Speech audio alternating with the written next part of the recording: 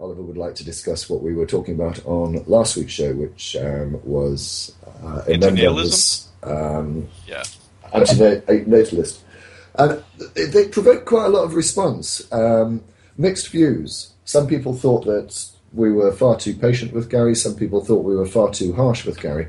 The one thing that I would say is that I don't think that the substance of his point was addressed. I think the majority of the panel were addressing the consequences of what he was saying as opposed to the merits of what he was saying. In that regard, I think that criticism would be fair, but in other regards, I think some of the criticism was probably not fair. But Oliver wants to discuss it, so let's pick up with Oliver. Hi.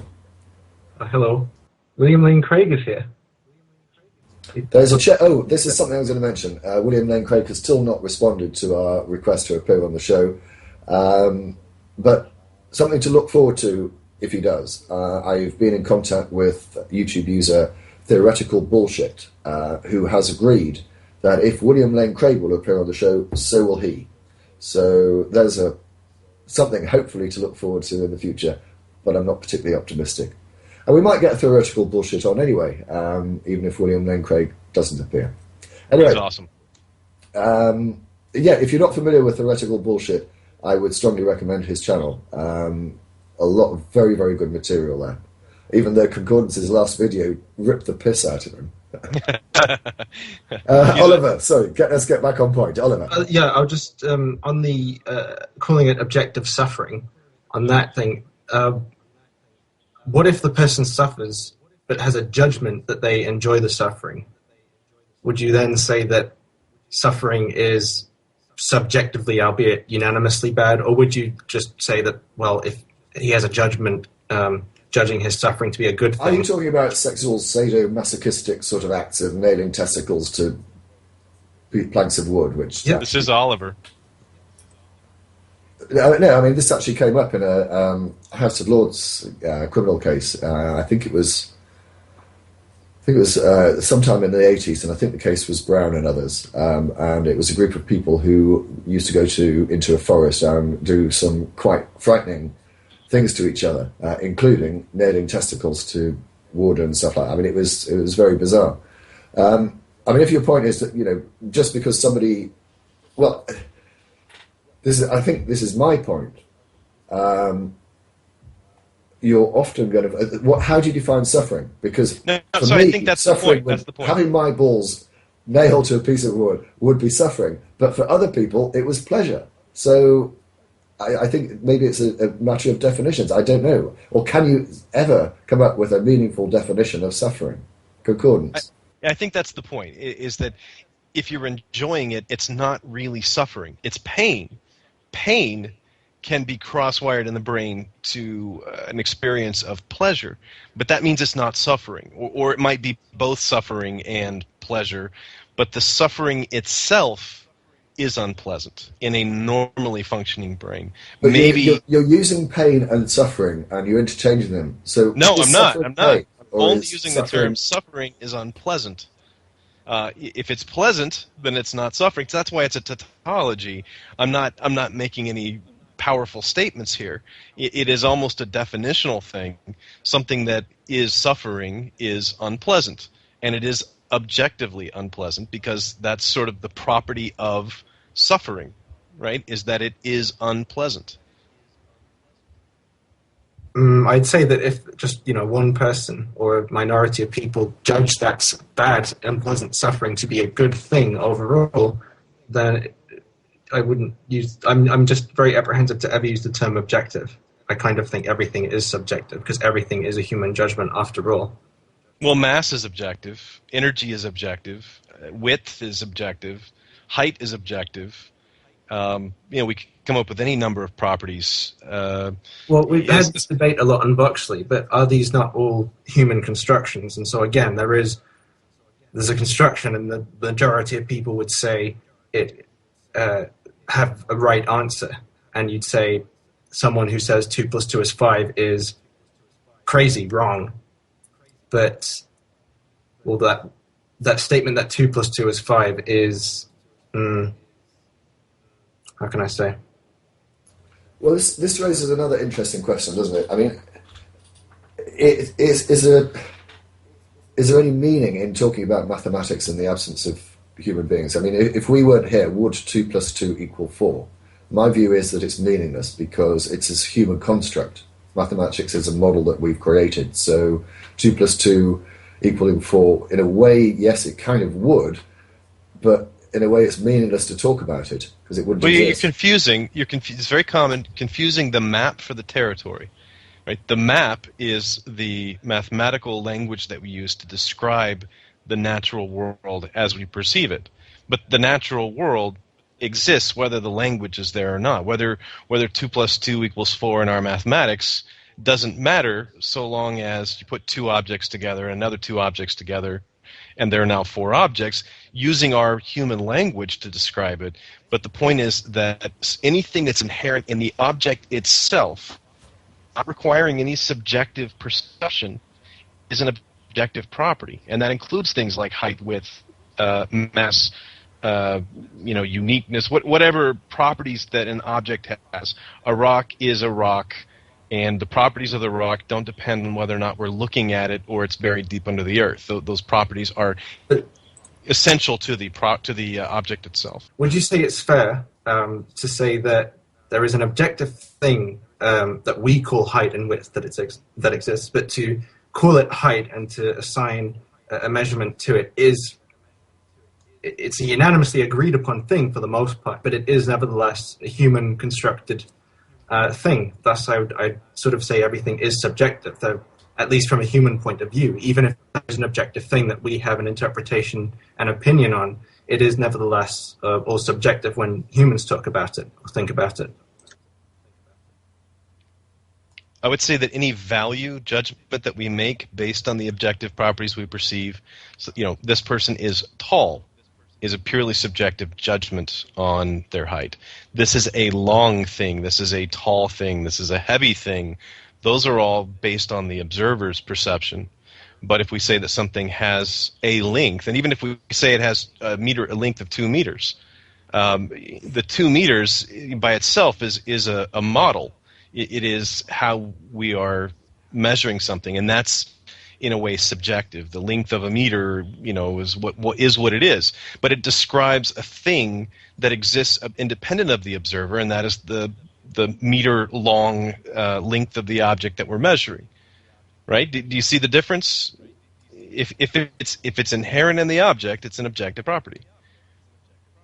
Okay, but the inherent thing that we're describing is described by us, and thus it makes it subjective. I think we're splitting hairs here, but there's a forum called Voxley which we used to argue this on, and it just I think we've reached a better understanding than we ever did there, because it just got heated there, and we had never agreed. But yeah, I can only repeat what I just said. The objective thing is described by us, and thus it's subjective. Well, no, it isn't. It isn't. I misspoke. The thing is objective, but our description of it is subjective. Yes, that's I would possible. agree with that. Yeah. Although the example you gave might not be a very good one, because properties like length are very definably objective, whereas anything that involves a value judgment is obviously dependent on the subject and the subject-object dichotomy. Okay. Well, now we've cleared up that little nugget.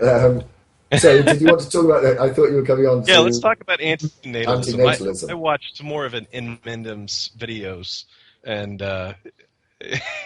he's very, very hard to watch for very long. Okay, well, I'll see if I'm calmer. I mean, I really do like Mendham's points anyway. Obviously, his conduct, could be better. So I think the three main bullet points to look at are the risk assessment of if the human is born with a defect and that they suffer and die horribly. And the second thing is you can't consent. You can't get a new life to consent to this new life. So there's the risk that you're going to bring a life into this world who doesn't want to be here. And I think that's a very strong point, myself anyway. But, obviously I won't deny that that's sort of it's because I've had bad thoughts myself.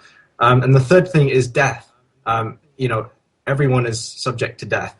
So by bringing a life into this world, you're subjecting them to go on to die, which I think is unpleasant. And you guys did say that you think it's worth the suffering to enjoy the fruits of life. And that's where I differ from in Mentam. I don't call this truth. It resonates deeply with me. But again, as I said, I'm not really... Do you disagree with the idea that the pleasures that can be obtained from life can be worth the suffering that is involved with it as well? Well, I'm in two states of mind. Not right now, not always. But, I'm happy a lot of the time. And I think, okay, good, I am kind of glad I'm here. But a lot of the time I'm anxious. I start thinking, what is the point of this all? I'm going to die one day anyway. What's the point in the interim when I can't sleep? And I'm thinking about things I want to acquire and such, and that this is like an addiction. I'm never satisfied with myself. I always want attention. I always want to make friends. That gets to me because it suggests, well, I don't like myself, then I don't think anyone likes themselves. That's why we have to socialize and get other people to affirm ourselves. And to answer your question, like, I'm in two states of mind about it. A lot of the time I feel I'd rather not be here. It'd be a relief to check out. Obviously, I have a dissonance about it because, look, I'm still here, right? If I have to weigh it up, I have to say, yeah, if I could, I'd not be born. That obviously being a subjective opinion. And I don't want to be smart or diminish what you're saying as a result of that, but it's sort of like a point that I raised on the last show. The majority of people do not share that view. So I know it's not a majority contest, but most people would rather be born and be alive than not. They say that, but this is obviously anecdotal, and it's in London, which is a really overpopulated place where there's a lot of issues, there's a lot of stress and anxiety. I feel a lot of people don't want to be here. A lot of people think this is a mess, and, well, we're stuck here, we might as well do something with it, but it's absolutely ridiculous. And well, I'm sure there are a lot of people who live in London who would rather live somewhere else, but that doesn't mean they don't want to live at all. Yeah, true that. So I guess why do you skip ahead? Why do you skip ahead to I'm going to die someday? When you look at the relative time spent, happy or sad, dying or living, why do you average the two out as though they were equal amounts of time or somehow created a balance? What would you say is the percentage of time that you spend truly unhappy, wishing you had never existed? What percentage of your time on a given year would you say you spend in that state? It varies. I can distract myself and do enough things. Not so much if I'm alone, if I'm unable, if I don't have the facilities to do things to distract my thoughts, then it's more. Otherwise, it's around 50-50, and it tips, like I said, depending on the aforementioned. Truly wishing you were not alive. You spend 50% of your time truly wishing you were not alive. Wow. Before we go too far down this route, you see, this is, again, I think is where justified criticism comes in from last week's show, because you seem to be dealing with the consequences of Gary's point as opposed to the actual merits of what he's saying. I mean, in some regards, I can see that Gary's point, if suffering is for him the most important thing, then it is obviously a natural consequence of that removing all life from the universe would stop all suffering. It seems that we're concentrating too much on the consequences or the practicalities of it as opposed to dealing with that argument at all. Yeah, no, I object to the reductionism that is inherent in the argument. That is, that you can reduce all of life to the suffering or the absence of suffering. I don't think that's all there is, and I don't think most people think in those terms. Therefore, I don't think the argument is very convincing, whether it is logically consistent or not. And I have no doubt that, it can be argued with certain premises that if we all cease to exist, that there would be less suffering in the universe, and that would be subjectively desirable to someone who only valued the absence of suffering. You see, I think that's the crux of it, because he is saying that suffering is the most important thing. Now, what if I was to turn around to him and say, for me, joy is the most important thing. Exactly. So the best way to maximize joy in the universe is to go around and procreate as much as possible. You see, this is where I think his argument falls down. It's because he, as you say, reduces it to simply suffering is the only measure by which we should judge things. That's the problem. And Chris has made the same argument. She recently made a video on that.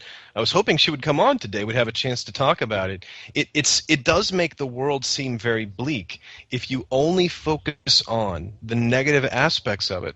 You know, if you only value the absence of the negative, and you don't look at all of the intervening steps that are going to happen to you as you pass through life or experience. Menda made a lot of hay out of the fact that I mentioned the Olympics. The point of the Olympics is not that one guy's going to win and the rest are going to lose. The point is the striving, the process of getting there, the hope that it creates. Those are positive things, and it is inconceivable to us to have a universe without suffering. So it's a purely idealistic idea that has no consistency. And oh, thank goodness Michael Payton's here, and he can talk about these things more intelligently than I can. But I mean, Thunder, I'll come to you in a second, just to bring people up to speed. Thunder is now back in his drain pipe in Tripoli.